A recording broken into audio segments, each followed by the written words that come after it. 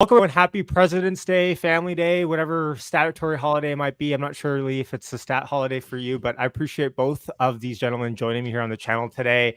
You'll recognize one, of course, and probably the other as well, Farzad, passionate Tesla bull. He's known for his in-depth analysis, optimistic outlook. I had all these notes on about how cool he is, but I feel like everyone has probably seen him on my channel way too much in the last year.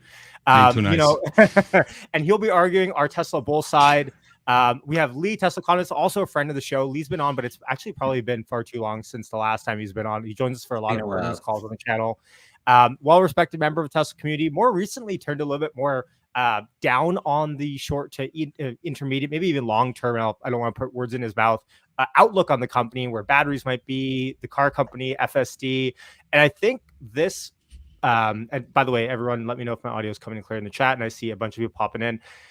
But I think this debate was something that I've been trying to articulate in a way, in a format that I think was super helpful for the community, and hopefully it is, where we can have a Tesla bull versus bear thesis debate, go back and forth, see kind of just like shine light on the discussion, see where the truth might lay, one side or the other, have no bias in between, and go from there and see, okay, what should we double sound?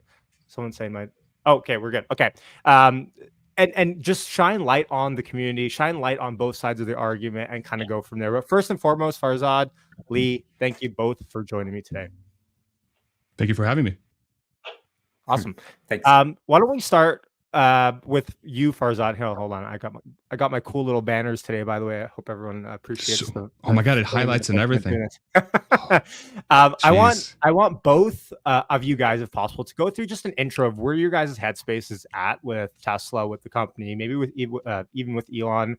And I'll time it at 15 minutes. I'm not sure how long you need, but we'll kind of keep it even from there. And then we'll go into cross debate and then questions and answers at the end. You guys in the comments can throw the questions in. I'll flag them as we go, and I'll save them to the end. So Farzad, without further ado, let's get into your intro as to where you see Tesla in the short, medium, and long term. Awesome. Yeah, thank you. Yeah, thank you for hosting this this discussion. I respect Lee quite a bit. We've had him on my channel before as well, and I think it's extremely healthy to talk about any concerns or any sort of things in respects to a thesis, because that's ultimately what either strengthens the thesis or it helps somebody sit down and reevaluate the thesis, right? So I think this is an extremely healthy exercise. I think when it comes to, sometimes in the world of social media, it's very difficult to do this when platforms are designed to maximize engagement. And I think doing a format like this is extremely helpful. So I'm very appreciative of Yashu hosting this. So, okay. So the way I think about Tesla is so short-term, medium-term, long-term. I'll start with short-term. So I think there's definitely an area where people can be concerned about some of the initial growth targets that Tesla has put forth when it comes to, growing 50% per year in the long term. The Model Y is infinite demand, right? Our cars have infinite demand, so on and so forth. I think it shows in the numbers that, hey, if this was true, then theoretically you wouldn't need to pull the levers that you have in the short term. So I'm very happy to concede that point. And it looks like for some of the medium term aspirations for the company as well to get to where they want to be, they're going to have some challenges to get there. But the way I view it is that I think these are just roadblocks that the company traditionally has overcome because of its core competency and its core technological lead, and the fact that they have a singular leader and a team that is able to execute against those really ambitious targets. And so if I go back to Tesla's history and I think about, okay, when is the last time that Tesla has had really good execution or expected execution as it pertains to their ambitious targets? The history is riddled with self-planted landmines that they've stepped on over and over again, right? So if I go all the way back to the Roadster initially launched, it was promised to be somewhere between $75,000 to $100,000 car, ended up being launched at almost double the price, and it had a super wonky launch, and people were quite upset about having to wait for the cars, and they were upset about having to pay double. even then, Tesla was able to create a car that people purchased and people enjoyed because the core competency of the design was there. So what was the core? What was the design? Is that we're going to be able to build a car that people want to buy that's electric. So that was proved out. Then the Model S came out and it had set of challenges as well. It didn't launch at the $60,000, $50,000 price tag that Elon promised. It launched double that price. It had trim issues. It had fit and finish issues. But ultimately, it became Motor Trend's car of the year because the core competency and the engineering behind the car proved that you can make an electric vehicle that's more affordable, not mass market affordable, but more affordable. And it proves that it can be just as good, if not better, than a competing gas car in being able to get you from point A to point B, right? Then the Model X was a complete disaster of a launch. It was multiple quarters late. It had a ton of issues with the gull-wing doors. It had a bunch of issues with reliability and the trim and all the other things that pertain to that car from a technology perspective because of how over-ambitious the company got, and how over the skis they got with that vehicle. Still, after a little while and iron out the kinks, they were able to have a vehicle that was class leading in its luxury class, and it was another car that people loved. It had a really messy start, but again, the core competency, the engineering proved that Tesla can manufacture an SUV that's electric that people want. Then the Model 3, same exact story, a disastrous launch, super late ramp for the vehicle. It nearly drove the company bankrupt because they were way too overambitious and way too, again, over their skis in the methodology they were going to implement to ramp the car, which was over automation of the systems, right? But then, of course, with due time and the team and wanting to get it done, they were able to prove that you can build a mass market EV that's both something that people will want and profitable with the Model 3. Then the Model Y seemed to be the only thing that Tesla has been able to release that it was actually better than expected. And which was funny because it was the most subdued of their launches. It came out 6 months early. It ended up being the best-selling car in the world. The ramp seemed to be much smoother than every other car that they've ever made. And then people that were following the company were like, oh my God, finally Tesla has figured out how to be normal. Finally, they figured out how to not launch something and have a disastrous start and it become a huge stress point for the company and investors and everybody alike. But again, that vehicle worked because all the underpinnings of that car were the same as the other cars. It's just the execution was at a level that was expected. And then again, we can look at the Cybertruck is another example. 4 years late, a lot of it because of COVID, but let's say a lot of it because of 4680 and how late that's been in developing where it needs to be, which is, I know, one of Lee's biggest pain points when it comes to the companies. Like they're just simply not executing on 4680, which is probably very correct.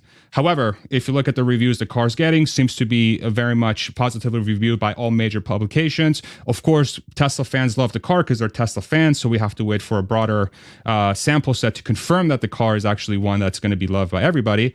But all signs point to the same thing, that Tesla was able to implement a car that is filled with new technologies, quote unquote, new in that sort of form factor, that people will love and enjoy and will prove out again that they have a team and a leader and a culture that is able to execute against ambitious goals, right? And then if we think about Elon as a person and how him as an individual may be causing, let's say, issues and how people are perceiving the company or the performance of the company, I feel like Elon definitely has taken a route in the last year or two that has made a lot of people uncomfortable because he has become a lot more engaged in topics that by default create division. Now, I feel like, and again, this might be the optimistic part of me or the person that perhaps might not be able to interpret some of the faults by doing that, and that's why Lee might be helpful in helping me understand this a little bit better.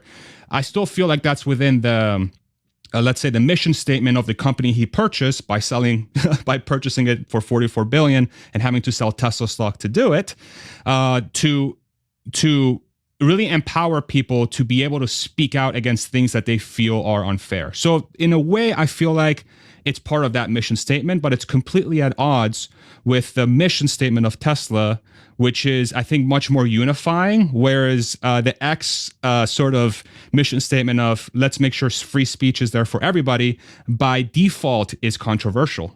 because free speech requires people almost either by accident, probably by accident, to piss a lot of people off, right? So it's interesting to view it through that lens. And now we have a leader that's doing Tesla, doing SpaceX, and doing X, formerly known as Twitter, where there's one company that's going to by default make a lot of people uncomfortable from the other two teams. But I think viewing it through a lens where it's still aligned with the mission statement of the company, and I think long-term people, generally speaking, really don't care about what's going on there. It's, materially enough to dissuade them from buying the product from, say, Tesla in the long term, or they align with those thoughts. Now you have a whole band of people that traditionally would have never paid attention to electric vehicle or Elon because of, let's say, where they are in the political spectrum. Traditionally speaking, climate change and green energy wouldn't really be palatable. Now you have the same person saying things that maybe they're like, holy crap, I'm so happy there's finally somebody here that's talking about this loudly, and somebody of a stature. I've seen this with my own two eyes. I mean, I have content on my channel that is directly at odds with what would be traditionally deemed as, let's say, liberal political views. And now I have this whole mass audience coming in that is that, while retaining my original Tesla audience. So I don't know if that's a valid data point or not. But really the long story here is that, or the short story of the long story I just told, is that I think what Elon's doing with X, although extremely uncomfortable and disruptive in the short term, is a necessary step that he has to take to get X to where he wants it to be. In the long term, it won't be materially different. And if you think about his behavior on that platform, could be materially different from the behavior that he's had in the past. If you look at, before he purchased X, taking Tesla private at 420, that got him in a world of hurt. Pedo guy, world of hurt. Smoking pot on Joe Rogan, world of hurt. So the guy, he's not free of faults, right? He's not free of faults. And so I think if you take the whole story together, are there missteps with the Tesla story? Absolutely. Have they failed to execute on ambitious targets? Absolutely. Do they have core technological and engineering advantages over everybody else that will allow them to sell their products at lower costs and higher profits than everybody else? And they have a team that could have breakthroughs in technology like self-driving technology that will take them to the next level? I believe that answer is yes. And being able to get a company from not existing to being the best-selling car in the world, with the highest revenue in the world, and likely the highest profit in the world with the Model Y, which one day could very well drive itself, I don't think is something that can be ignored. And the fact that the same leader made reusable rockets a reality, even though that technology may have existed in the past, no one figured out how to make it commercially viable, and him and his teams did. And so I think those two right there is a perfect example that says, this guy can probably get it done. And having the luxury of being at one of his companies and seeing the kind of talent and culture that he harvests makes me very confident that even though they have weaknesses, they can overcome it because the underpinnings of the company are that strong. So I'll stop there. Okay, awesome. You're stopped with 4 minutes to go. Very gracious of you. Let's give him to Lee. You can have 20 minutes, brother. No, we got a hard schedule here. All right. Alrighty, Lee, whenever you're ready. I can't hear Lee. Lee, I think you're on mute, maybe. All right, yeah, I'm muted. Okay. Yep. So I've been thinking about what to say, and instead realized it's more kind of about how I feel. And I'm not a Tesla bear. I'm really just a disappointed bull. So I don't want to just go and say negative things about Tesla and Elon, especially not to this audience. I mean, I used to absolutely love Tesla and Elon and was one of the most excited out there. The economics were just fascinating of how one company could change so much.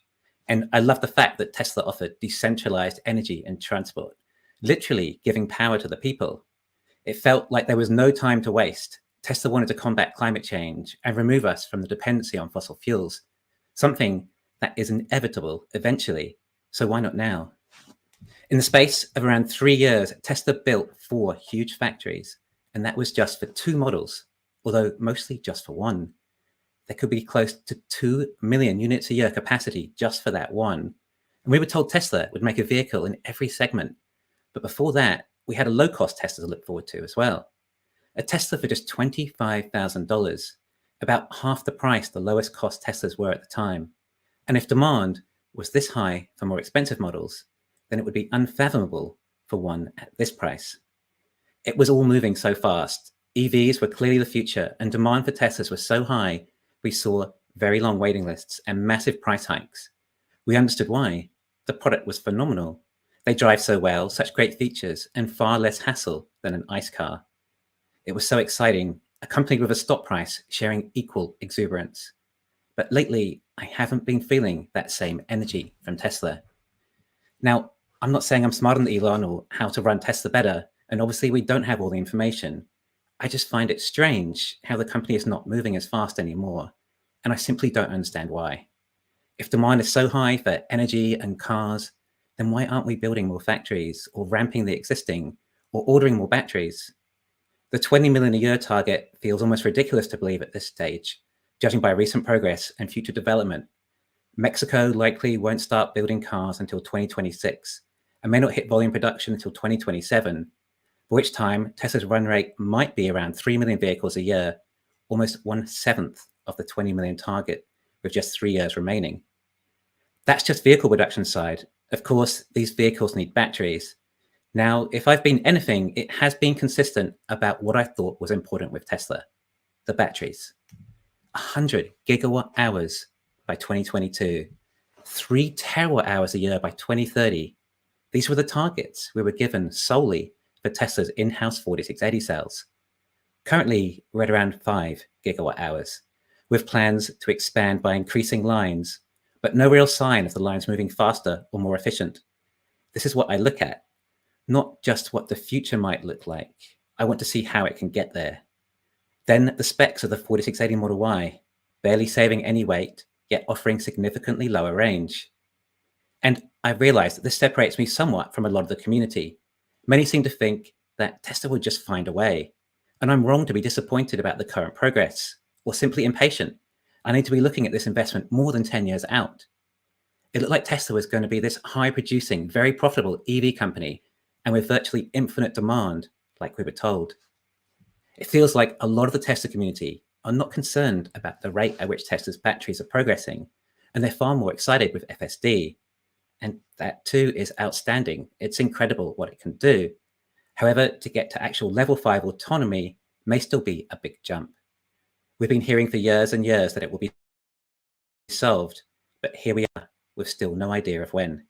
And sure, Elon always gives us good reasons as to why this year it will actually be solved, but it gets harder to believe each time.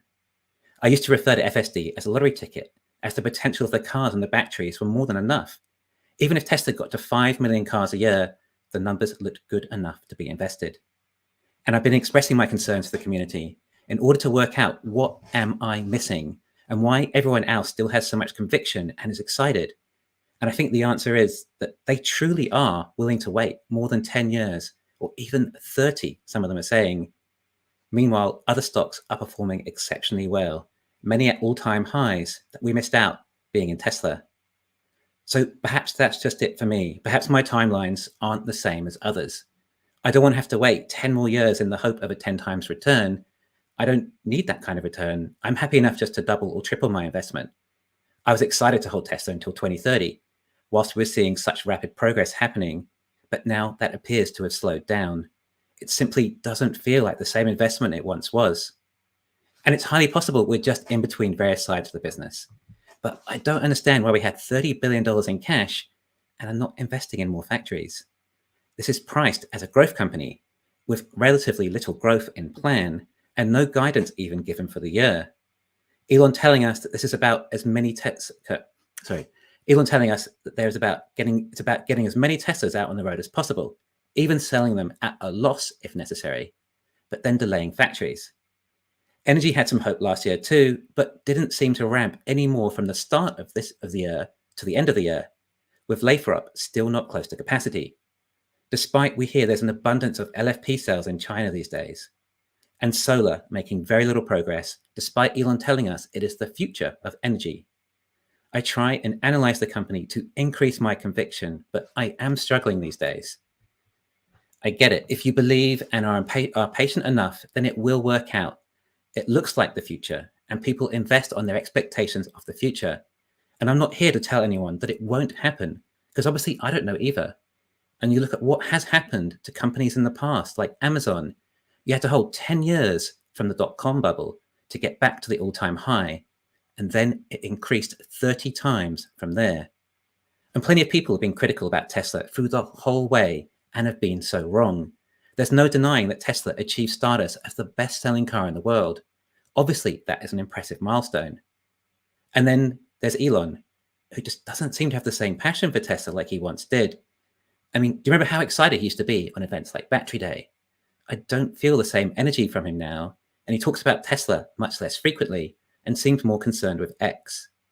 Yes, it's very likely that there's a great team running Tesla now, and he doesn't need to be as hands-on, but it still doesn't feel the same. Perhaps this is just a lull while we wait for 4680s to ramp and Gen 3 production. Gen 3 being half the cost of a Model 3 to build makes the numbers crazy. If the US consumer could buy one for $10,000, and including tax credits and subsidies, Tesla would still profit. Those costs do sound incredible, so why delay it due to concerns in the economy? But perhaps this is another one of Elon's promises that may not happen or may take until 2030 for costs to get that low. And we haven't had a new model reveal since 2019 now. How crazy does that sound? The biggest car company in the world growing so rapidly, yet no new models reveals for that long a time. Yet we continually see new Chinese models with new innovation and even using a lot of Tesla's innovation. The Chinese are moving fast. Why isn't Tesla moving at similar pace? Those are more the supply side issues, but we may also face demand issues too. Obviously, we've seen Tesla drop prices considerably and even seen a $7,500 tax credit for the US in addition to that. Yet demand is not up where it should be relative to the prices. Tesla's lower prices reach a much larger pool of new car buyers, but we aren't seeing sales increase relative to that. I've said many times before that Tesla is a FOMO stock because there are so many golden carrots dangled in front of us investors that are irresistible, making it hard to ever sell, especially when you look at some of the miracles Tesla have achieved in the past. But it does feel like some of the magic has gone, at least for now, and Tesla's actions aren't matching their words. I mean, long term, it seems like an investment for people who believe in FSD being solved by Tesla, and we're worth a fortune as a result. And if you're looking 10 years out and Tesla continues innovating and collecting data and AI keeps progressing, then I can understand how the odds of FSD being solved would dramatically increase over that time. And some people believe it a lot more than others, and it's hard to quantify compared to how many battery cells they produce. It seems very hard to judge. And sure, we're seeing great progress with AI and FSD, but it's more about how much further we need to reach until it's solved. So I'm not a bear. I'm just somewhat confused with the company and feel we're being told one thing, yet Tesla are doing another. And in reality, this is investing, and you shouldn't concentrate your wealth in one investment, but I did, and many others listening, which obviously makes it a lot more intense. Look, I don't want to be like this. I want to enjoy Tesla and be excited about everything that's happening and have fun with it, seeing this future develop. But I also want to be realistic. Awesome. I might have to rebrand this debate to bull versus bull then. Okay. Now, awesome job, both of you guys. By the way, keep it respectful in the comments, please. Keep putting your questions in there. I'm gonna continue to star them as we go on. So for the cross debate, this is what I think the best way to go about it. Farzad, I'll start with you. If you can take one of the points that you heard Lee talk about, one in specific would be good. Highlight why you may disagree with that point, and then you guys can have back and forth discussion on that. And then Lee, I'll ask the same from you on Farzad's thesis that he talked about in his intro. So there's a lot there from Lee. Farzad, which one of the points that Lee talked about would you first want to dig in? I mean, there's a couple that I found really interesting, and I mean, I can personally sort of relate to them a little bit too. I mean, I think the first one being that the time scale of how long of an thesis you have for these things to play out being a material reason why folks are willing to, let's say, discount a lot of the valid, number-driven, fact-based things that Lee has put out as from an execution perspective, that's a large variable as to why people may not put that big of a, let's say, importance on that. I actually agree with that statement quite a bit. And that's part of the reason why, as a person who follows the story, I am willing to say, and that's why sort of my introduction was built in that way, is that Tesla historically has missed targets repeatedly. They've overpromise and underdeliver in the short to medium term. They've outright failed to get the products to where they needed to be. Let's say solar panels is one. They launched in 2015, 2016. I think it's like 1,000 houses have them. I don't even know how many houses have them, right? That's one. Roadster is not even launched, right? Cybertruck was 4 years late, so on and so forth. So, but I think looking back in time, maybe some of the benefit that I have is that I've seen some of that already happen in the past. And maybe I got a little bit lucky in getting into the name really early on, being able to see how the market would value some of the game-changing things that have happened with the company. So like, let's say in 2013, when it first became profitable, and the market's like, oh crap, profitable EV, yep, that makes sense. And then in 2020, again, 2019, 2020, when it had to run from 50 billion to what was it, $1 trillion or whatever market cap, and it was like, oh crap, and they can do it at a mass market level, great. So I saw those huge jumps in how the market was perceiving it because of their execution, filled with a bunch of landmines that they landed on. So, and that's because I had the exposure to the company while working there and having seen them misstep and execute in the long term, gives me confidence that as long as they have the leader at the helm and they have the proper culture to execute on those things, I'm at ease. I can forgive, right? I can forgive these short-term execution steps because the problems that they're solving for are novel by nature. And novel problems require novel solutions. And even though there are companies out there, like let's say in China, like BYDs and others, that are doing a phenomenal job at getting cars out in the market, in reality is you have a total addressable market in the long term that's 1.4 billion vehicles. And if the thesis is every single one of those cars at some point will be electric, then Tesla's ramp looks kind of insane from here until then. But I'm willing to wait from here until then, because part of the equation is once they get there, the full self-driving piece will be solved, right? Will be solved, and those cars will be able to drive themselves. And I feel confident that they'll be solved because they've executed on very difficult problems in the past. So I actually relate that. I relate with that, and it's very helpful to hear that from Lee, because that's very much one of the main reasons why I remain so bullish in the story, is because of exactly that. Because there's a history of execution on difficult problems, and there's a history of missteps, but there's also they've gotten it done. And so yeah, so it's just, for me, it's just waiting out for it to play, and then looking for data that says for sure that they're going to fail on this, right? So 4680, let's say, continues down the path where it's barely ramping, and those 5 lines that are coming alive is was going to take longer than a year or two, as they said on the call. Then at that point, right, those flags continue to build. But as long as they're executing against other projects that they set, so launching Cybertruck was a big one, Model 3 Highland, completely reworking the Model 3 and having people like MKBHD saying that it's the best bang for your buck for an EV, that still tells me that the company is executing. It's just the levels of execution are different. They're not equal across the entire company, but that's par for the course for Tesla. Yeah, I think that's fair. That's a fair thing to say. It's just the 4680 is just, obviously I focus on that a lot, and it's just such a negligible progress that we're making. You know, it just isn't going to contribute enough at the current rate. I think, you know, Panasonic are going to probably bring in their ones, which will mean that Tesla do have enough sales for the Cybertruck. I'd say that should be fine, and presumably, you know, we're going to be having more lines of the 4680 over the years as well as the Cybertruck ramps. So there should be plenty for the Cybertruck. But from there, I mean, if we want to be selling millions and millions, then we've got to be looking at more mainstream cars. And we need a lot of sales to go in, even just 1 million cars, let alone several million. And where we are now is just such a small part of getting close to there. It does seem like a big jump. And without the dry battery electrode process for the cathodes as well, the capital expenses are huge for these factories as well. And like we saw on Battery Day, it's like going to be about 8 times the size of the factory required, and not feasible to scale with those factories at that rate, which is why the dry battery electrode was so impressive, to reduce the footprint of these factories. And suddenly there was a path of possibility to scale to even 20 million a year.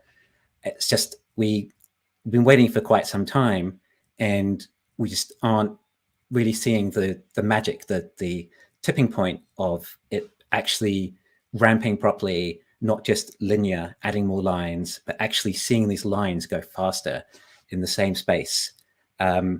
And once the Cybertruck, after the Cybertruck, I don't know how we can build multiple millions of vehicles without them.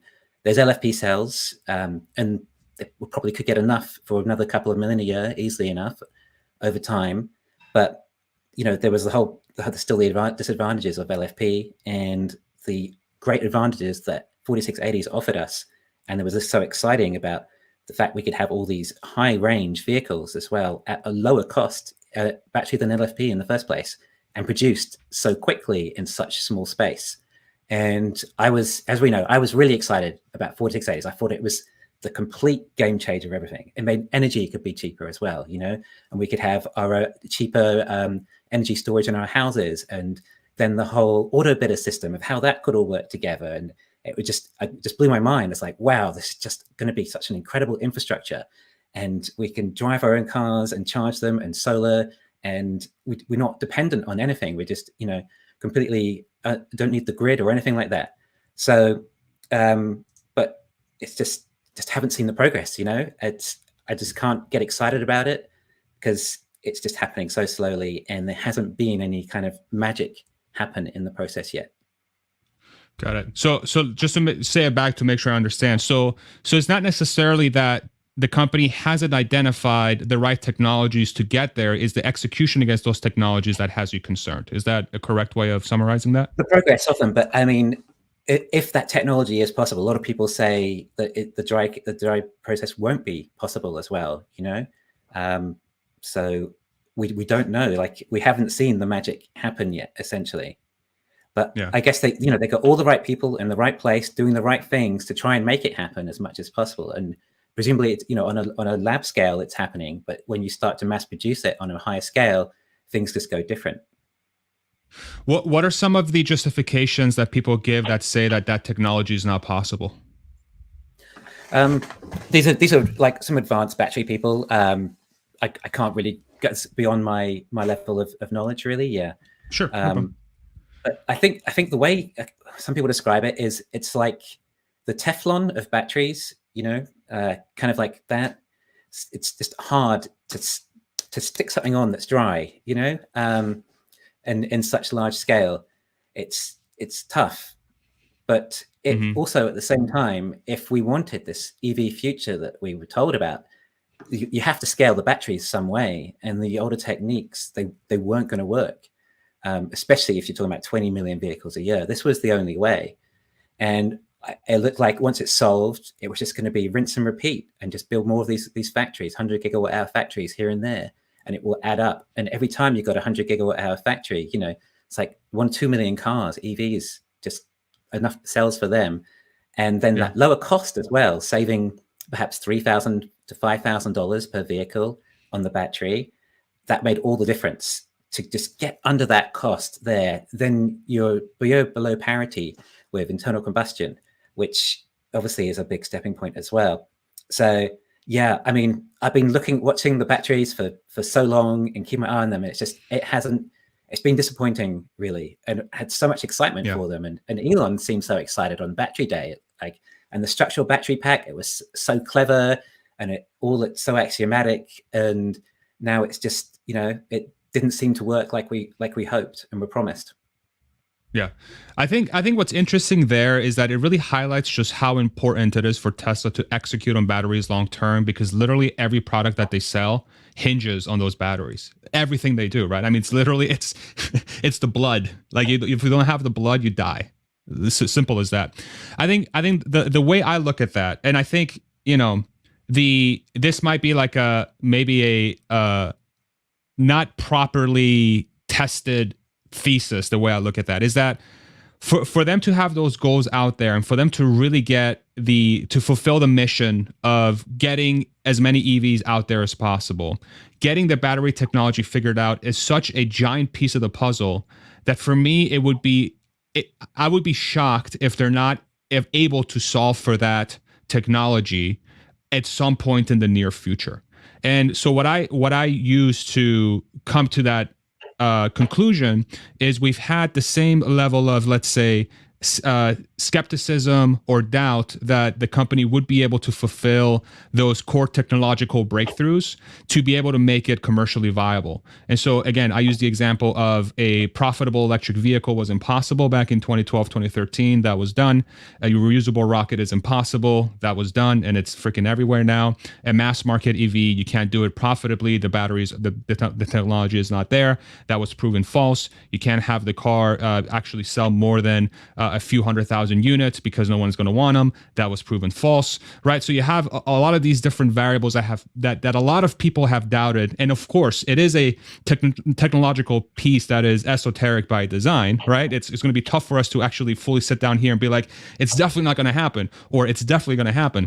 But I think having a company that has a track record of executing against technologies that a lot of people thought was impossible, and then they have the blueprint that proves it's possible, I think gives them some sort of merit. So I tend to default to their expertise and knowledge when they say this is going to happen. I'm like, okay, cool, it's going to happen, but let me go ahead and see how people are analyzing it, right? So Jordan from the Limiting Factor is a good one. There's other folks out there that are doing battery research, and they're saying, yeah, the dry battery electrode process can work, but it's the same one that you and I have heard. What I haven't heard nearly as much as maybe you is the piece that says this is much harder than it seems. And the same thing can be said about full self-driving from that perspective as well, right? Just to give a little bit of thought process as to how I think about that piece of it. So basically, it's faith, that you have faith in Tesla due to all the things they've done in the past and everything you've seen. It's built up that confidence for you that you can do it again, correct. Basically, right? Yeah. I have high confidence that they can execute against those technologies, yes.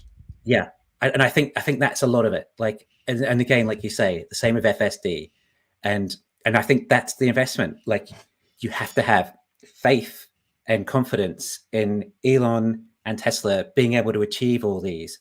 And I invested in, mainly the most thing that excited me was the fact that the Model 3 had such good margins, right?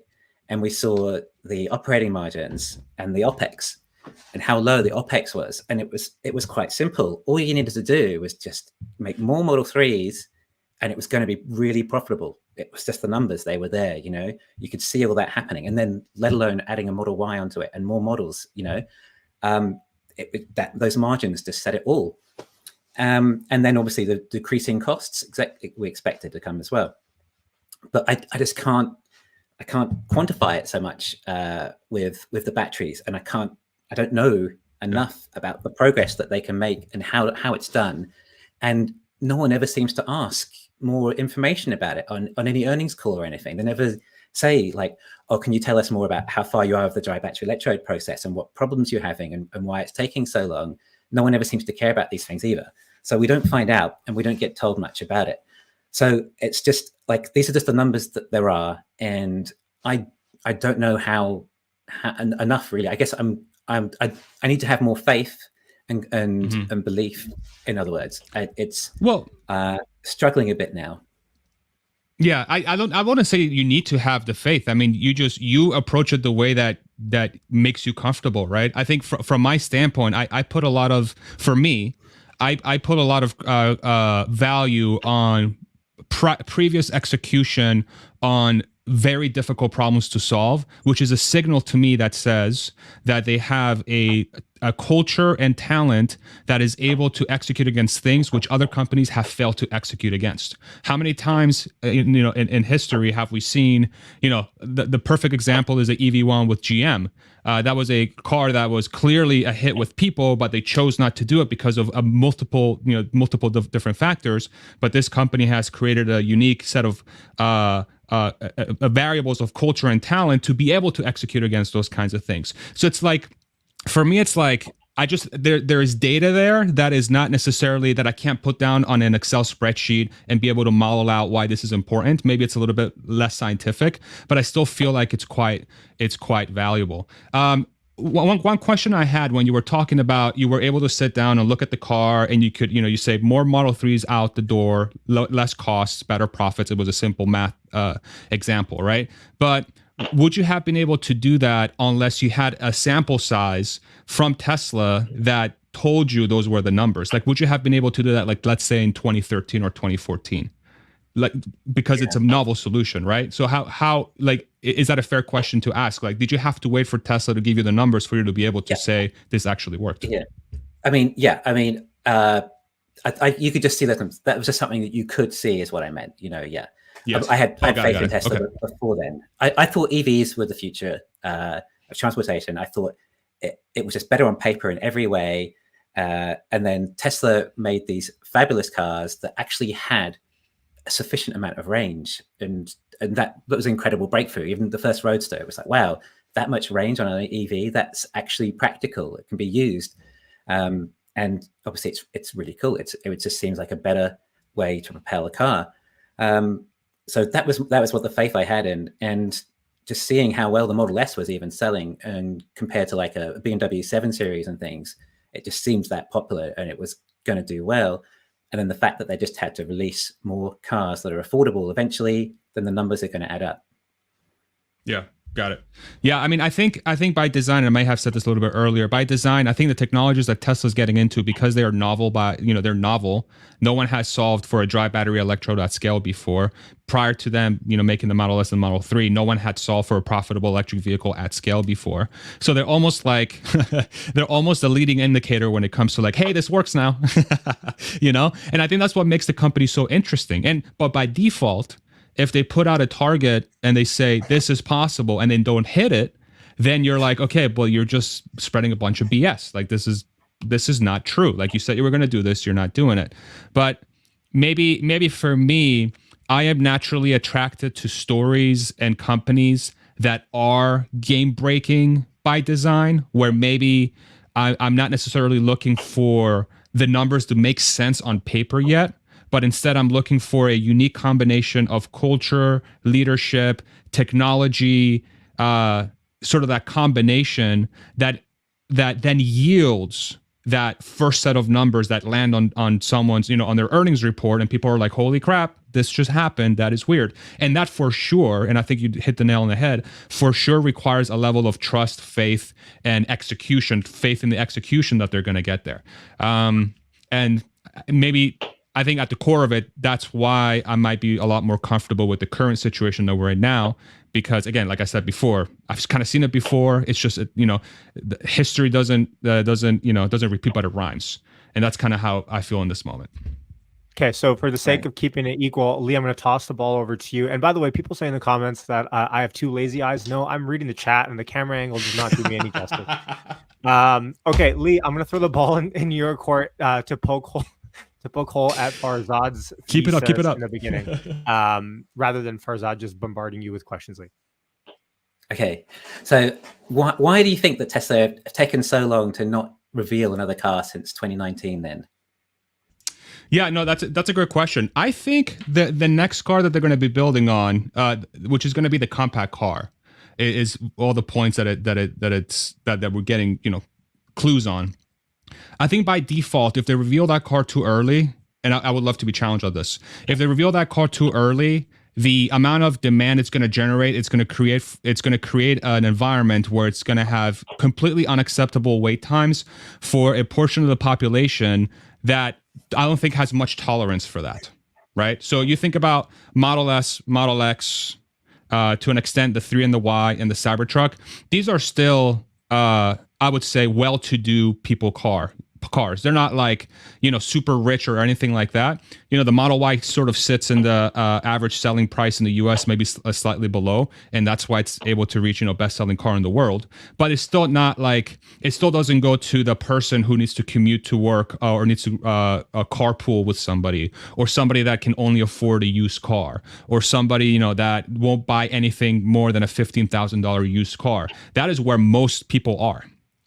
From that perspective, right? So I think if they open reservations for that car today, I think you're going to have a 5 million long wait time, and you're going to have people that are just going to be sitting there waiting their car, and then Tesla's going to go through the same growing pains, and it's going to have this whole, freaking thing where, oh, Tesla's late by a year and they have a long wait list, and you have all these unhappy customers that didn't get their car. Whereas if they just get this thing on the road, my theory is that with the compact car, what they're waiting to do, and I'd love to hear a rebuttal here, is that they're not even going to announce the damn thing. They're just going to open up the configurator. It's going to be first come, first serve, and it's going to be much closer to a Apple type reveal of a product, where you'll receive that car within weeks or months versus waiting a year and a half to get the first deliveries out the door because of that dynamic. Now, the other theory is that there is a van that's apparently, we saw it on the Investor Day meeting from last year that they're working on, that's going to be on the same Cybertruck platform as that one, as the Cybertruck. And, I think it's fair to say, okay, well, where is that car's, where is that car? And I think that's a fair pushback. But I think if you think about Tesla's next leg of growth, the van is not going to be nearly as much as the compact car. So if I'm thinking about 5-10 million cars per year in the long term, 20 million cars per year in the long term, the compact car is the primary driver there. Yeah, I mean, I agree with that with the reveal, but I probably meant more like, why aren't they launching more cars earlier? Why waited so long? When the Chinese are just launching so many different markets for so many cars for so many different market segments, continually, and now higher numbers than Tesla as well. The BYD actually overtaking BEVs. It just seems like it just seems to be taking so long, when we're all at such a rush before getting all these models out, and we're almost halfway through this decade now. Mm-hmm. Yeah, I mean, I think maybe the company feels confident that the current cars can fit most of what people look for in a segment. Maybe they're trying to rejigger how people think about buying an SUV. The Model Y can do 80 to 90% of what an SUV can, and I think maybe that's the signal to look for. Is the way I think about it, is the Model Y, best-selling car in the world, 1.2 million units, SUV form factor, EV, and it sells more than a Toyota Corolla at twice the price. It's like, okay, maybe that's the signal that says, maybe you don't need to have as many models.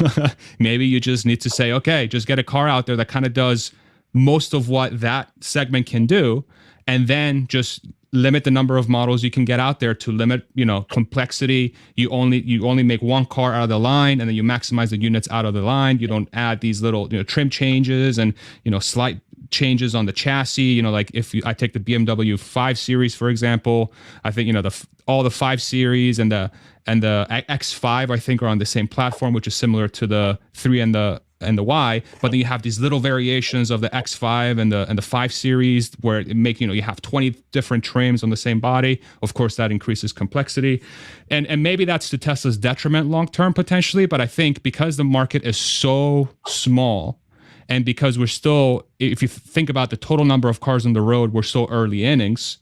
I still feel like that I'm not really looking for that as a red flag. For me, it's more like just get the models out that you think are needed to get you to your goal. And then as the industry evolves over time, then maybe you'll need to fill in the gaps per se based on what the market demands. Because I think the number of models is more a function of legacy automakers, because every car is kind of the same. So they have to make little tweaks. Whereas I think the way electric vehicles are going and the way Tesla, I think, has proved from a sales perspective is that that's maybe not necessarily the same when it comes to electric vehicles. But you do have Chinese automakers that are using a different strategy to tackle that. So maybe that's a long answer to your question, but maybe they just don't need that's a great answer. That's a great answer. It's basically a one-size-fits-all solution that covers so many different scenarios, so many different markets. Like you're saying, SUV and crossover sort of thing. Yeah. But I think perhaps it might be more that maybe they think there's just no point making any more of these Gen 2 cars when there's a Gen 3 coming as well. And it's going to be that much faster, that much cheaper, that much quicker, smaller footprints and everything. But then the batteries, still the batteries as well. So like people used to say when, in 2022 or 2021, why aren't Tesla bringing out the compact? And my answer to them was always, with what batteries? The batteries, they're trying to ramp up the Model Y. The batteries are all earmarked for Model Y. And that's going to be selling for a higher price with more profit than a compact would. So it makes sense to just ramp up Model Y and allocate all the batteries for that. But now we seem to be somewhat at Model Y saturation in this current economy. If Tesla cut prices much further, excluding the $7,500 tax credit, we're going to be close to break even on Model Y. In other words, if you wanted to ramp up Berlin and Texas to the full capacity and hit maybe 2 million Model Ys a year, I would say that it would be likely that Model Y would be selling at an overall loss, perhaps excluding the tax credits, due to having to cut prices that much to increase demand by 30, 40%.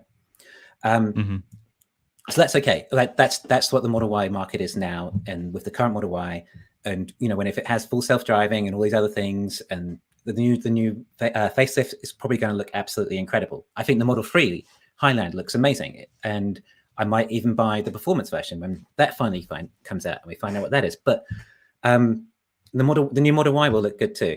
And if it has FSD and all this stuff, then perhaps there is enough market for even over 2 million. But in the meantime, then we still need cells for the next car for this Gen 3. And I don't even know where these are coming from yet either.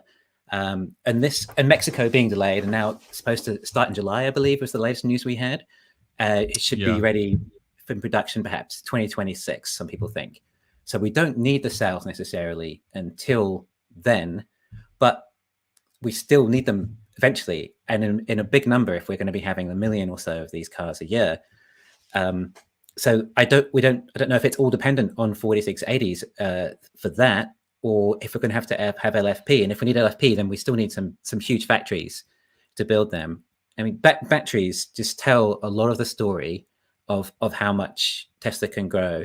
And I know we had this 50% compound annual growth expectation, but it becomes exponentially harder every time to get that many more batteries for that many more cars, especially without dry battery electrode processors and things. So I find it hard to work out how it's all going to scale up without the batteries yet, and these cars, which is why I think it was probably delayed realistically, and why it's taken so long to have another generation vehicle. It's all, and the Cybertruck as well. I mean, they needed 4680 cells. They needed sufficient amount to ramp, and that's possibly the major reason that was delayed as well. So again, I'm just working out where these batteries are going to come from and how we're going to get to this Gen 3 vehicle. And I think, it makes sense to perhaps, Elon even said all EVs will be made with structural battery packs from here on after Battery Day. This is just how you make it. All other manufacturers are going to have to follow, or they'll go under, that was it. And Gen 3 is probably going to be the equivalent as well. Tesla's probably thinking that way. It's like, okay, from Gen 3 onwards, there's just no point making any other versions of a car. It's saving so much money. It's so much more efficient, etc. And then they're going to be all in on Gen 3 from the future. So I think that's probably why they haven't launched anything new, most likely as well, partly. And again, no point revealing something early as well. Like you're just gonna Osborne affect the Model 3 or something like that, So yeah, I just want to know about the batteries for the cars, and there just isn't enough for a new model yet. Yeah, I think that's a very fair statement and a very fair criticism, and I think it's up to Tesla to prove that they have that to, I think, put people at ease that they will have the supply needed to get a Gen 3 car and any future generations of vehicles to reach the numbers that they laid out initially. I think that's super fair. That's super fair. And I'm just going to butt in and moderate it for a second. It seems Finally. like you guys are... So from the outsider's perspective, it really seems like, Farzad, you are, and by the way, I'm trying to put in no bias, so I'm not trying to gang up on either one of you. Seems like you're very much focused on more of the AI, FSD, and bots haven't even been mentioned. I've seen a couple of chats here on that long-term growth story. And Lee is concerned about the batteries. And I think Lee would say, and I think he pretty much said it without explicitly saying, how do we even know FSD will come to fruition? All the battery stuff hasn't even come out. And then Farzad, you would say, well, the team is great and Elon is great.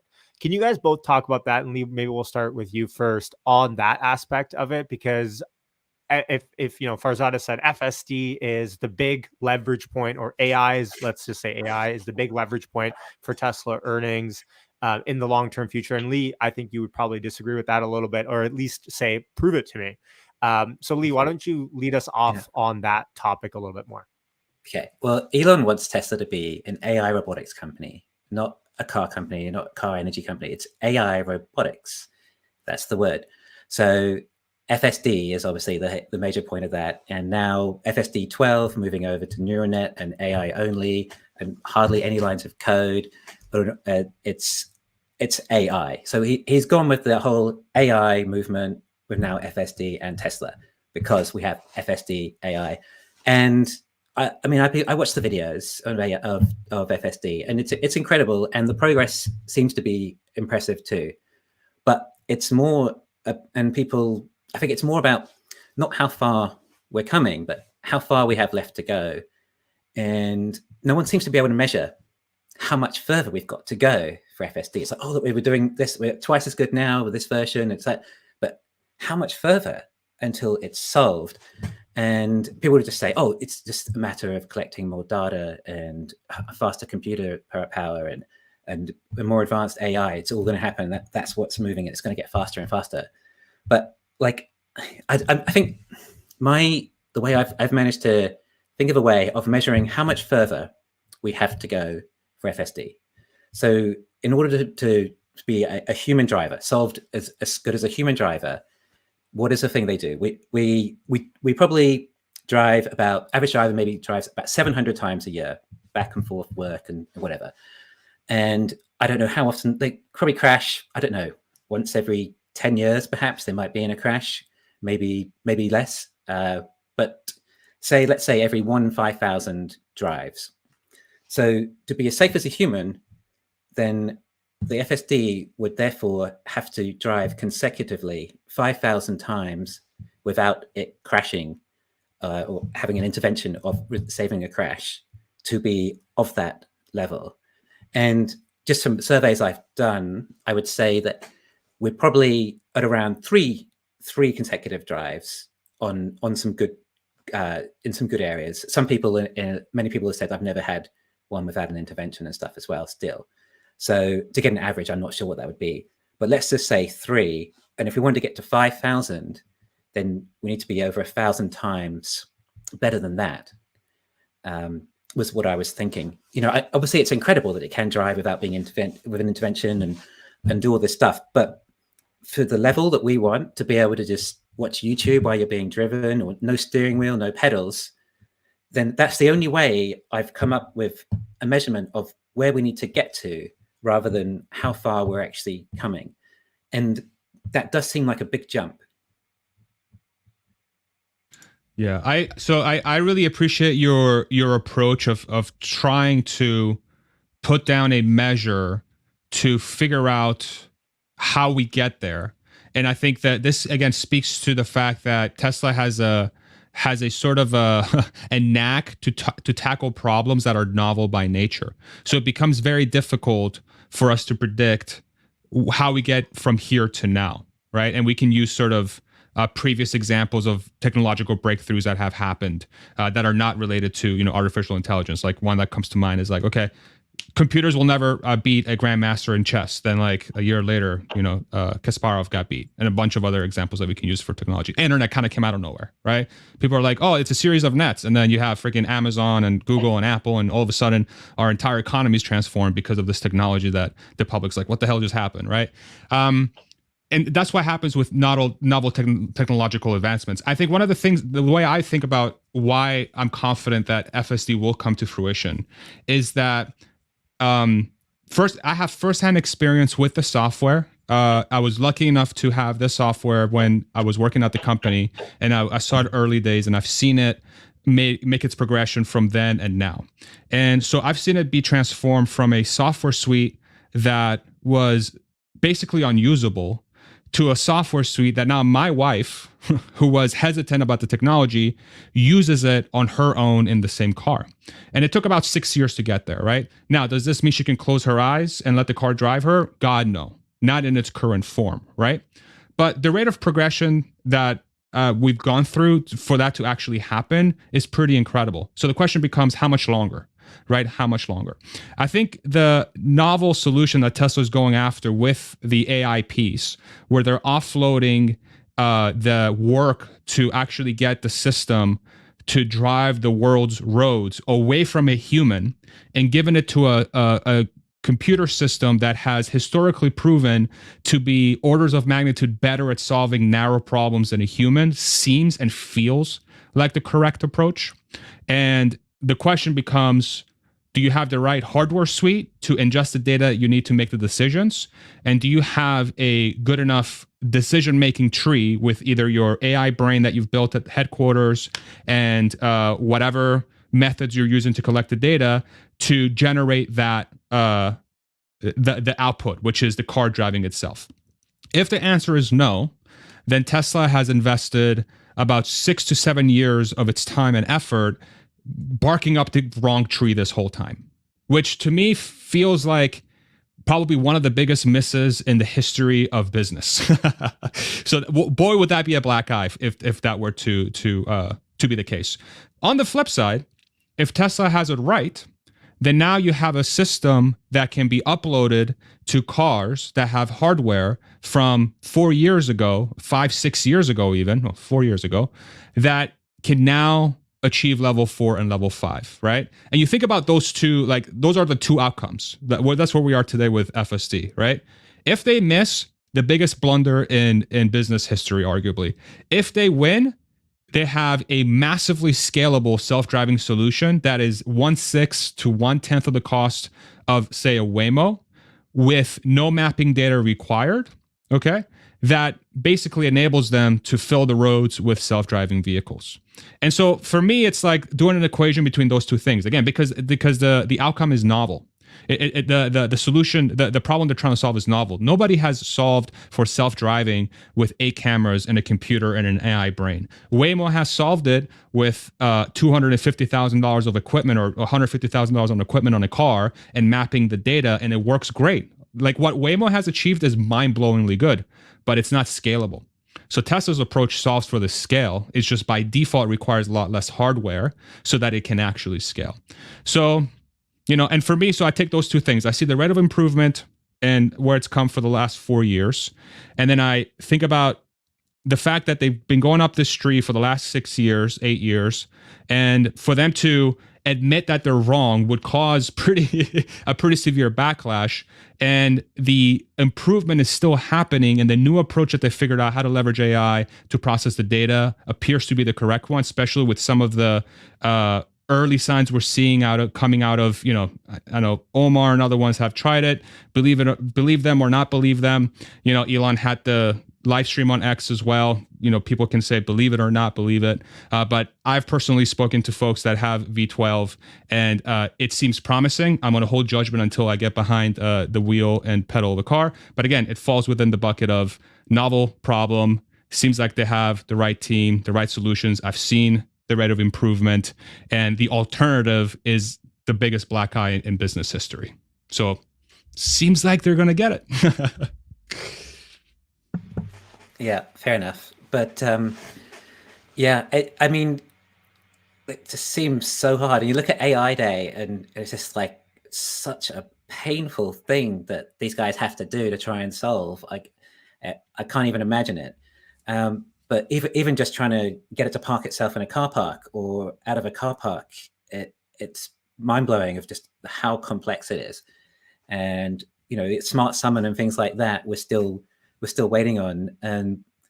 But at the same time, if I'd said that, even for it to be where it is today and how good it is, it would still be unfathomable. You're like, no, I don't know how anyone can do that. That just seems too hard, too complex, too so advanced, but it's still done, and we have that now.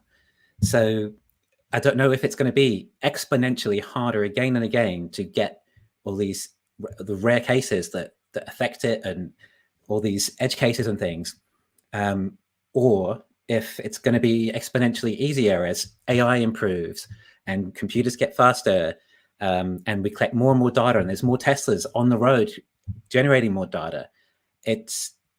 I'm not sure which way that will go. And FSD12, I guess, will be quite telling, and we'll see that sometime soon. And that might be what's necessary. And like Elon says, it's just going to be a matter of getting more and more data, and it's just going to learn itself and work it all out. And seeing it slow down for speed bumps and things, it works all that by itself. So basically, I guess he said in the past that it was the wrong path before. Like, was it 99% of version 11 code was removed for FSD 12 or something? That's basically saying, yeah, we did have it wrong, but now we think we've got it right. And this, the A architecture that we've reached now might be what is necessary. And if investors are willing to wait 10 years for this to be solved, then you think, how many testers on the road would be out collecting so much data for it, and it's just gonna, and how much faster and more AI is going to progress from there as well. Then that does make sense as well. But it still seems like a big jump from where we are now to being like robotaxi sort of level, and the complications that arise with that as well, when it does struggle with things like summoning still. Yeah, no, I think that's fair. I mean, I think it's still nowhere. If you compare where the software is today versus what Elon promised when they first launched, it's the biggest miss the company has by far, and it's not even close. And they've missed a lot in the past, and this is by far the biggest miss that they've had, right? But I still think just because they've missed doesn't mean that and I'm not saying that you're saying this, but just because they've missed doesn't necessarily mean that they'll never figure it out, right? And I think that's one of the traps that I'm trying to test myself on the daily, which is, okay, so like go out and prove to yourself that they actually are going to be completely wrong on this. And I that's where my difficulty comes, is that, but I can't arrive to the place where I can say they definitely don't have this, which by default tells me that they could have this. And if they could have this, they have the solution that's going to allow them to take a gigantic percentage of the market share when it comes to this technology, because of how difficult it is to solve, given the amount of scale they're trying to reach with the technology.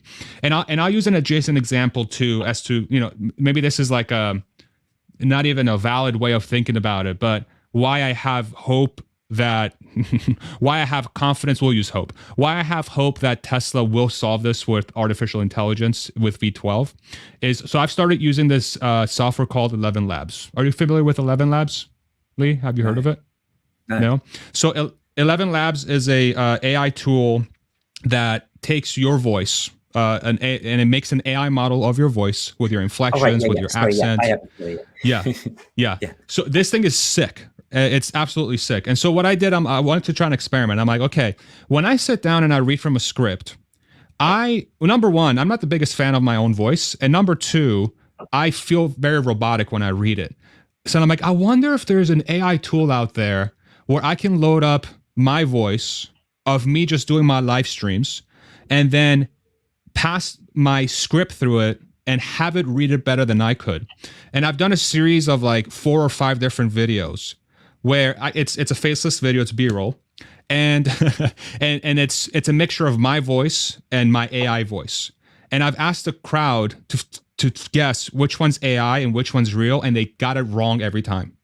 65% it's AI, it was real. Oh, this one's real, it's AI. So that tells me that there is technology out there that is going to do stuff that we think is sort of like, that we would have thought, like, say 5 years ago, that it's impossible, right? So now literally I have an AI model of my voice that I can leverage to make YouTube videos in my voice and my style that I never could have done before. And in theory, I can offload that work to somebody else, and nobody will guess. Nobody will know whose voice is behind that video, right? And I think about FSC the same way. It's a thing that extremely difficult to solve for sure, but if and when it's solved, the ramifications of that technology, especially at scale, are, I mean, you put it down on paper, you make a model where you assume they're going to reach that point, and the numbers look insane. They look wacky. And it will, I think it's fair for somebody to look at those numbers and be like, this is insane. This doesn't even make any sense. Prove it to me first, because this is such an outlandish sort of claim that you're making here, Tesla.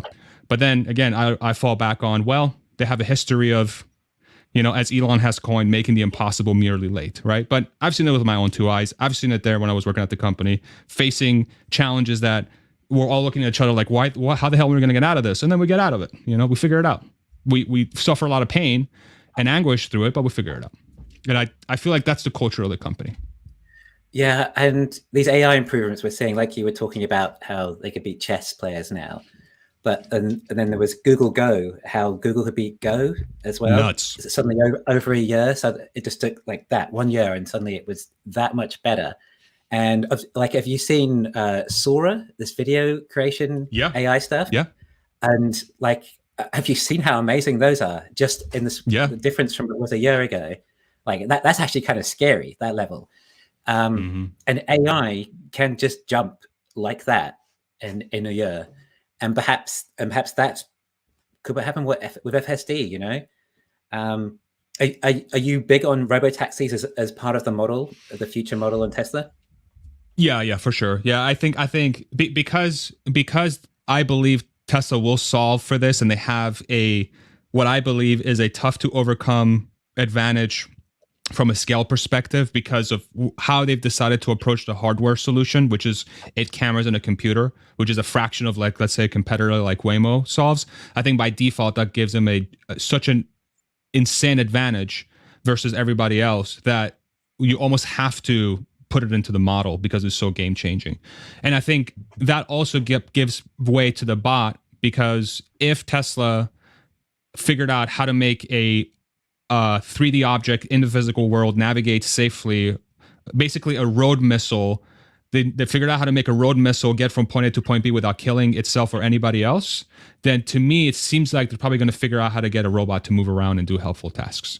And so, because it's a 3D object in space and it's underpinned by the same technology, so then if FSD works, automatically bot also has to be thought about in that respect. But for me, bot is more like, I'm going to wait for FSD to come, and then FSD will prove to me that bot is also possible. And I think it's interesting that they've also been able to, I think the one thing that Tesla does extremely well is that they create so much hype early on their products because of how, again, it's novel. It's a new thing. You've had Boston Dynamics around for a while, and they're such a phenomenal game-changing company. I mean, the technology they use for the robots is nuts, right? But the whole hand movement and being able to manipulate objects in space, being able to fold a piece of clothing, even though it's remote controlled, but showing that the dexterity is there. Didn't do a great job folding even I can fold that shirt better than that robot can, but it still has me excited about the long-term implications of that technology. That's the kind of stuff that gets me really, really excited. But again, these are novel solutions. And the novelty of that product is that it's not so much that they're making a robot that can do stuff. It's making a robot that they're going to be able to manufacture at millions of units per year that's going to be affordable by the masses. That is the equation, right? That's the equation that I think Tesla has proven in the past that they can, and SpaceX, that they've proven in the past, is that they can leverage, they can come up with technologies that change the world, not necessarily because the technology itself is novel, but making it mass manufactured and affordable by many, or changes the industry fundamentally. That's the novelty of what they do. Lee, I'll let you get the last word in here, and then we'll move over to Q&A for the sake of time. Okay. So what do you think would 10x the company then? What would you most think likely? 10x the valuation? Valuation. FSD. FSD. No, not bots. Don't need bots. And when you say FSD, you mean robotaxis as well? Correct. Yeah. So when I mean FSD, I mean that Tesla's able to have a level 5 system out there. Right. So and it can be used for robotaxis, etc. Yeah. Correct. And do you think that they would use private vehicles for robotaxis in the end, or just have their own robotaxis? So when you say private vehicles, you mean allowing people to add to the network? Allowing them. Yeah, I mean that's an interesting point, because in Master Plan Part 2, they've laid out that they're going to allow people to add to the network and basically let the car make money for them in the long term. But I think what's the more interesting part is, like, okay, so once you can do self-driving technology, what incentive do you have to sell the cars when you can just run your own fleet, right? But I think that the piece there is that the fleet would still require to be managed, upkept, serviced, right? And I think Tesla's strategy probably is to reduce complexity when it comes to manufacturing as much as possible, and making sure that they're not chewing more than they should, which will hamper them from getting as many units out there as they can. So to me, it still feels like they're going to sell these to private people, and then we'll have something more akin to, say, the air travel model, where you have, Boeing and Airbus, who are, in the United States, are the two primary manufacturers of planes, and then you have, Virgin Atlantic, you got United, you got freaking everybody, Spirit, Delta, Southwest. These become the fleet providers, and they have their unique little tweaks when it comes to them. Southwest, you get to sit wherever you want. Spirit, you're like on a bus in the air. So it's like, but it's cheap. So I think that's how I see this market evolving over time. So Tesla will become the provider. How many robotaxis do you think, Farzad? How many do you think what's your time scale? Like 10xing the company. So if I look at my model, it really depends on how the market will value that technology, right? So what's the PE? Do you think a 50 PE on that is fair, or do you think that's too high? That's fine. Yeah. So if I do 50 PE, okay. So I have it 50% of a 40 million car fleet will have some sort of monthly FSD subscription at $200 a month, and 20% of the 40 million fleet will be some sort of robotaxi network. Right. So like 8 million robotaxis. Something like that. Right. Okay. So you think there'll be more robotaxis than Uber drivers then, yeah?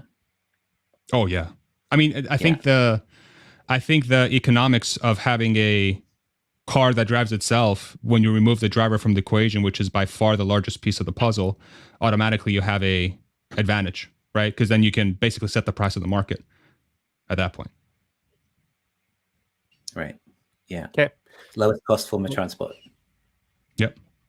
Let's move on to Q&A here. He's got a question. Oh, you do? Okay, sorry. Go ahead, Lee. Jesus, what a terrible moderator. But the 1,000,000-mile battery, though, we don't seem to be talking about that anymore. And if we don't have robotaxis getting up to 1,000,000 miles, then the life supply of the robotaxi is then somewhat diminished. Like, when was the last time anyone said the 1,000,000-mile battery?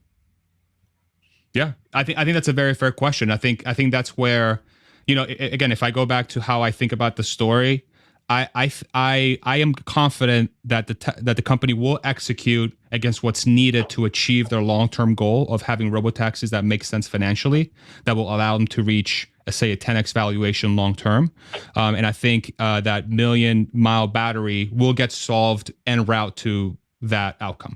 And I think from your perspective, it's like, yeah, but you have to prove it to me that you have it before you can make the claim that full self-driving is actually going to get you there. Is that a fair statement? Yeah, basically. Yeah. Yep. Okay, so for Q&A, we'll keep it, hopefully, if possible, Farzad, let's keep it a little bit more brief because I got to blast through a bunch of these.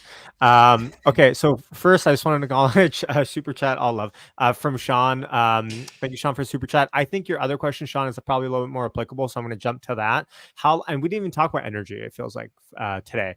Energy arbitrage, how long until that starts making, quote unquote, a real effect onto Tesla earnings?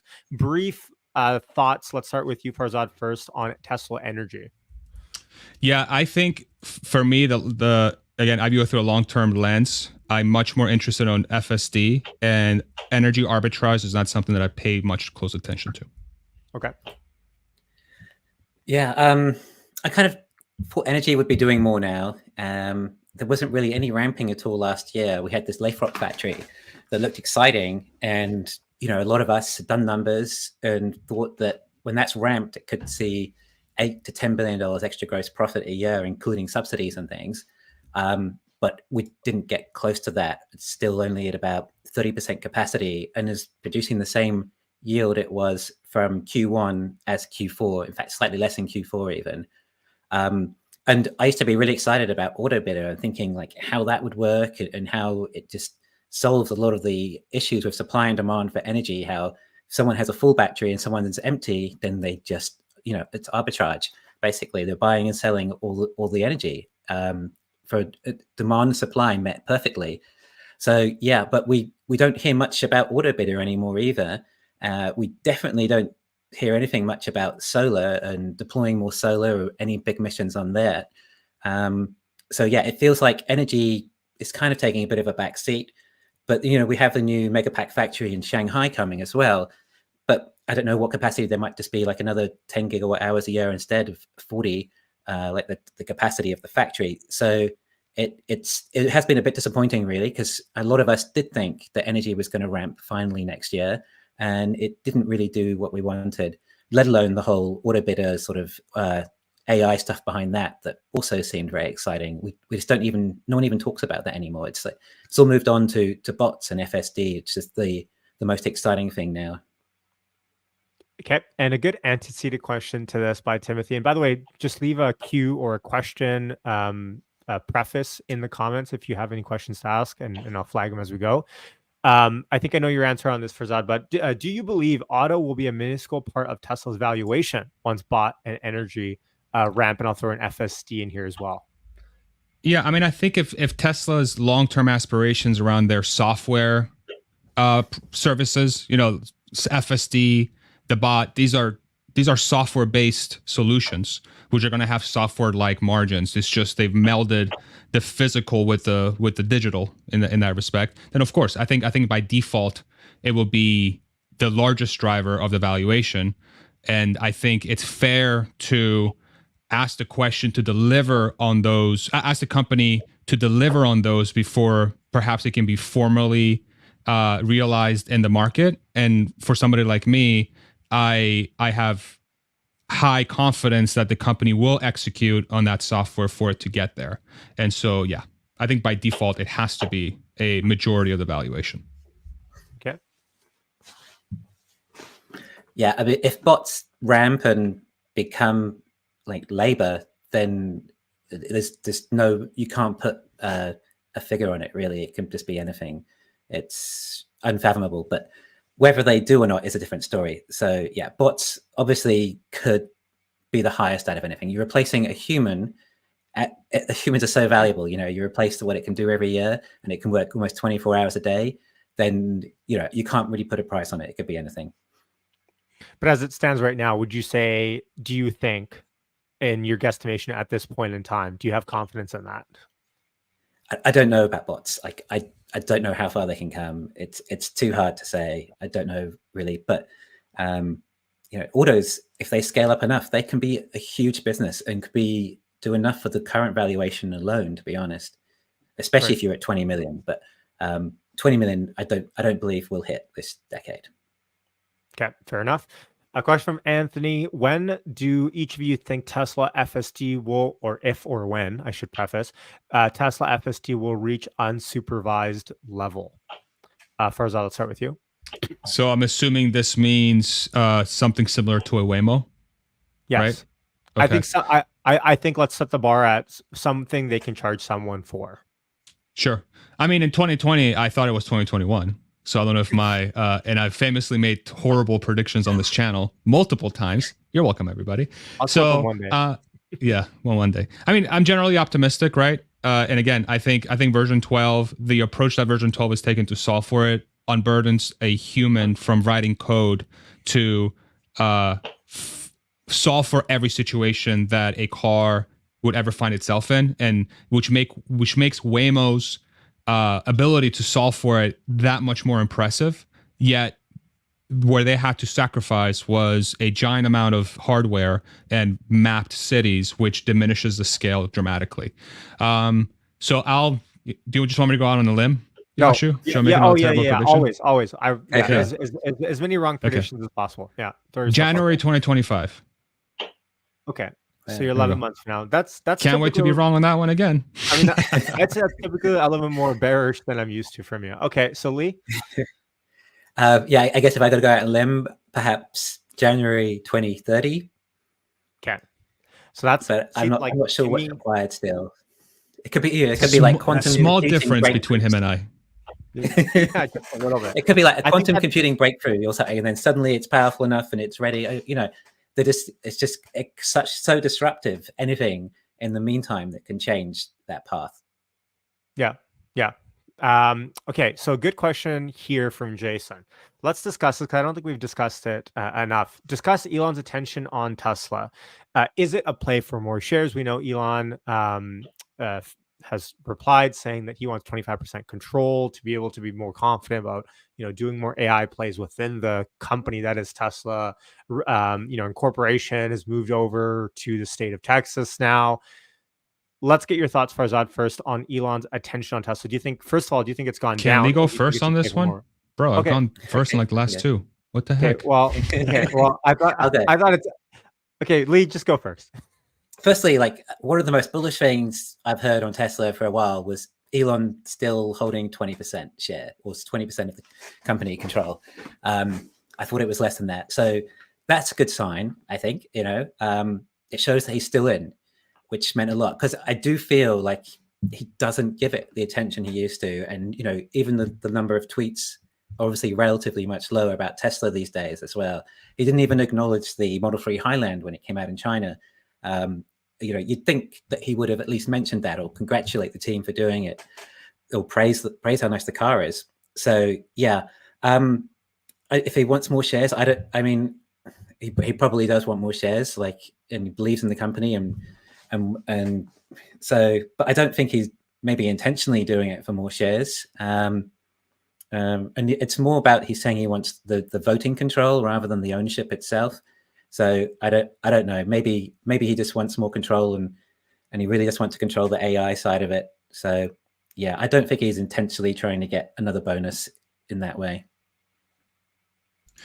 Yeah, I think the perceived word is the correct way of thinking about this.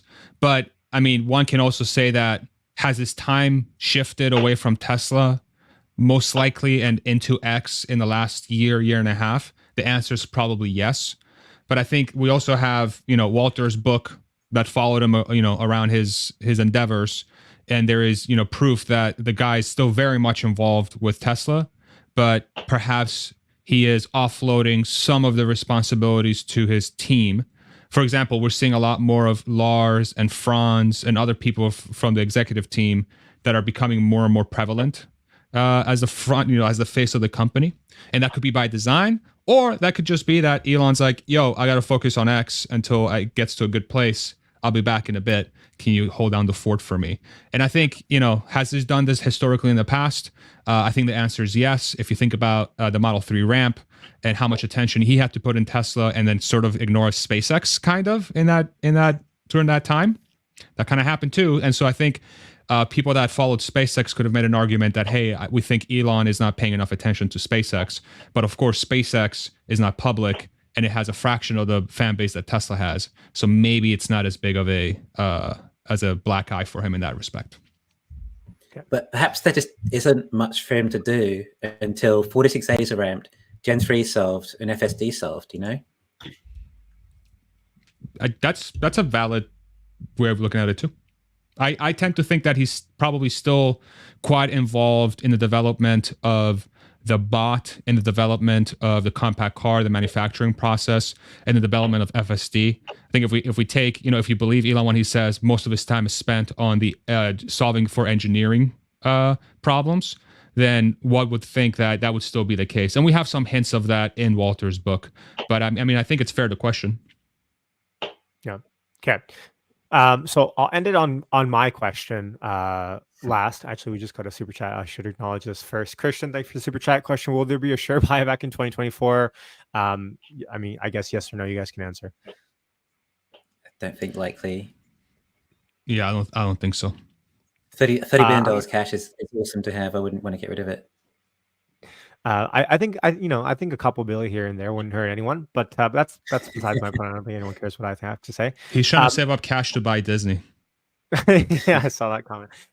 Okay, I want to end on this question, which is, what would make each of you a little bit more likely to go a little bit more on the spectrum of the other person? So, Lee, for you, what would be that one thing that you think, okay, if this happened in the short term, let's say within this year, that okay, you would have to, let's say, reconsider some of your bearish thesis arguments. And Farzad, for you, likewise, what if happened this year? And let's not try to make it unrealistic on each side, but what would prove you wrong in terms of your timelines or your expectations of where Tesla might be with technology?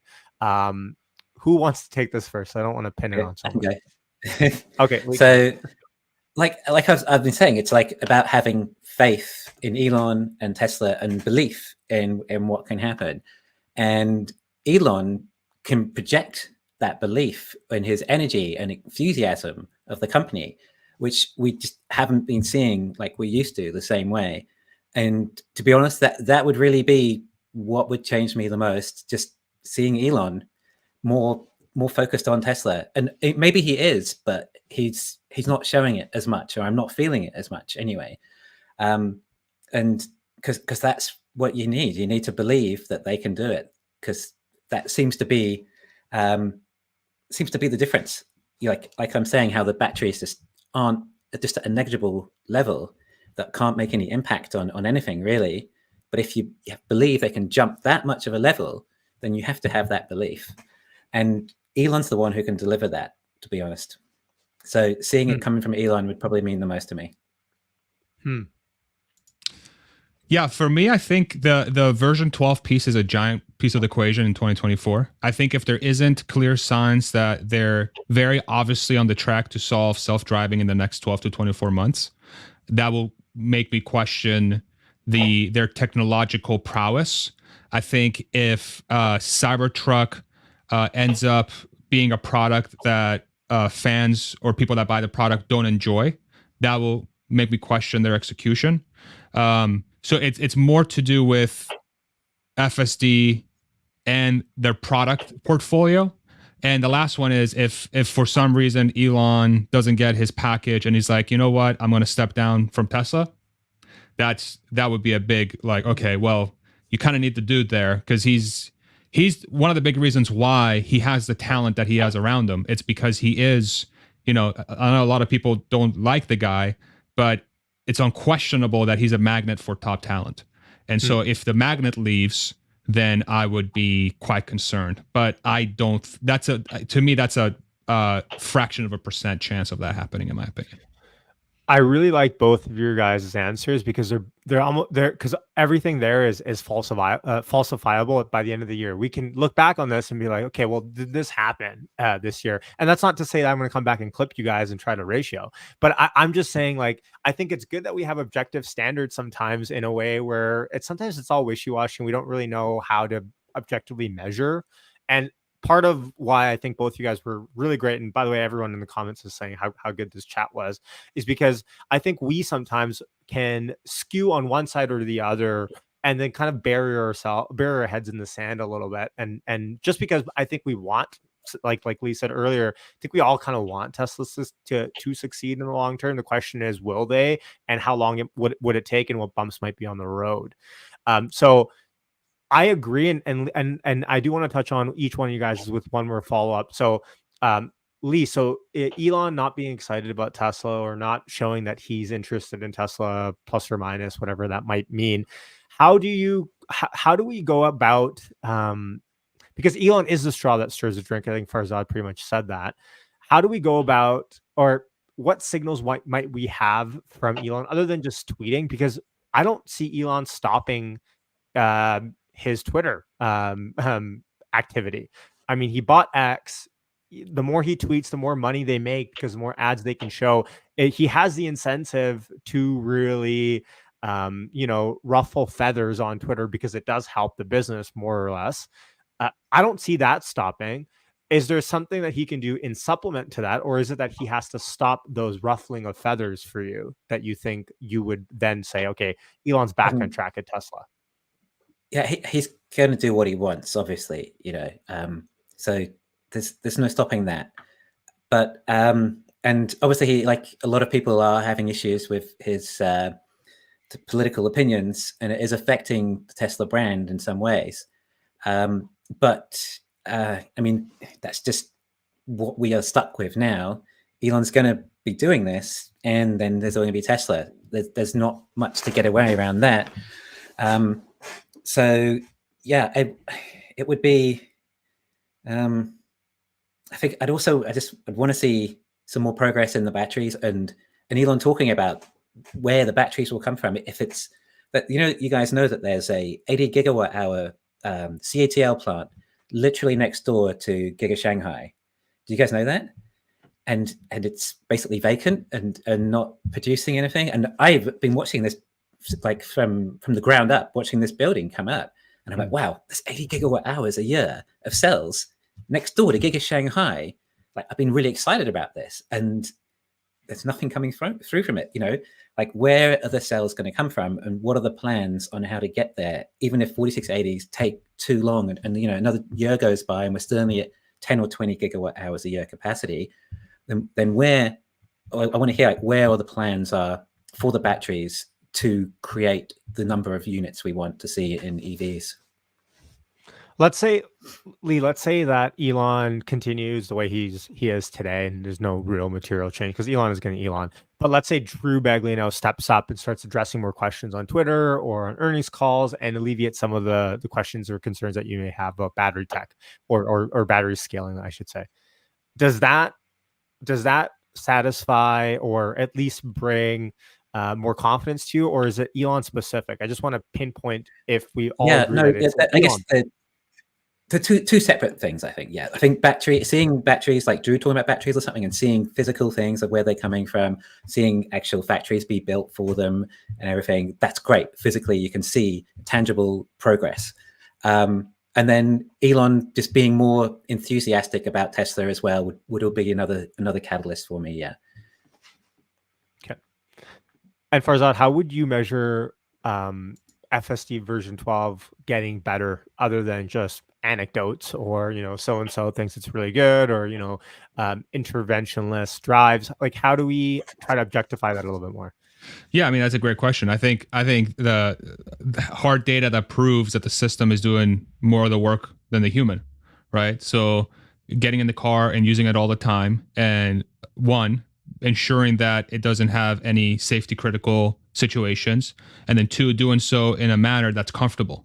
And that comfortable piece, I think, it's the biggest hurdle for this technology for Tesla, because you have a person behind the steering wheel and pedal that is responsible for taking over at any time, which by default puts you in a mode where you're judging every single bit of the movement of the car. So if they can jump over that hurdle of getting you from point A to point B without you touching it, and you being like, oh crap, it actually did it just as good as I would have, even though that's subjective. That's the kind of thing it has to go through, that software has to go through. So it's measuring for that.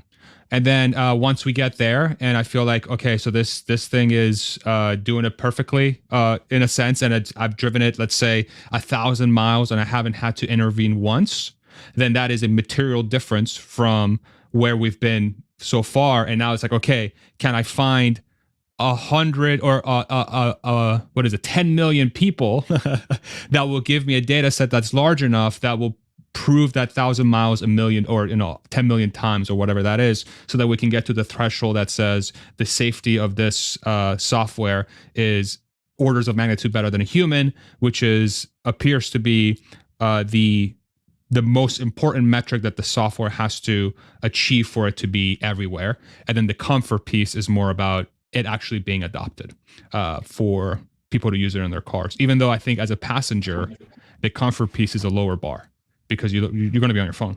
You don't really care what the car is doing. And it's like a plane. Just get me there.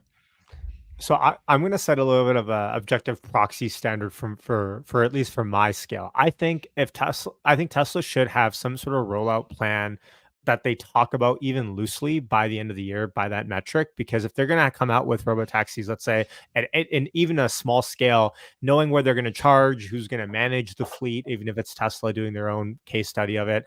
I think a real easy win for Tesla would be the Vegas loop and doing driverless in there. It's pretty standard. You don't really need to do anything in there. I mean, I don't see a reason why Tesla with their tech wouldn't feel confident.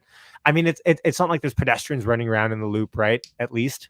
Yeah, but I think that introduces more doubts than it does put people at ease, because you're like, oh, look at this, you're doing a controlled environment, you just program the algorithm to do it. I think fair, but like, let's at least get there, right? Like, that's the way I look at it, is like, man, like, how can they jump over that step even? Yeah, I mean, I think that's true, but I don't really gauge that as a completion step or as a step. My thing would be operate in the same areas that Waymo's operating now. Okay. That would be a much bigger tell for me that they're ready. Okay. I mean, yeah, I'm asking for kind of a baby snack, I guess, in kind of that bridging that chasm a little bit. Okay. More. Yeah. But you know, I think me not having to intervene for 1,000 miles is I think that is like, that would be way more to me than that little baby. Like, that baby step still can be an algorithm, you know? Mm-hmm. But why aren't we even there today?